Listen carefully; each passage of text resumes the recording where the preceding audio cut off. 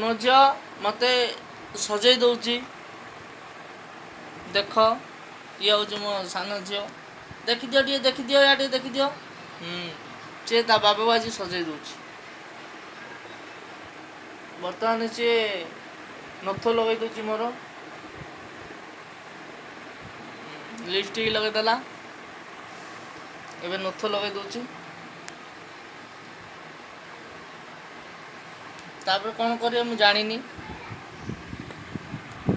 ଦେଖ ମୋ ନଥ ନାକ କ'ଣ ହେଲେ ଉପରକୁ ହେଇଯାଇଛି, ଚଳିବ।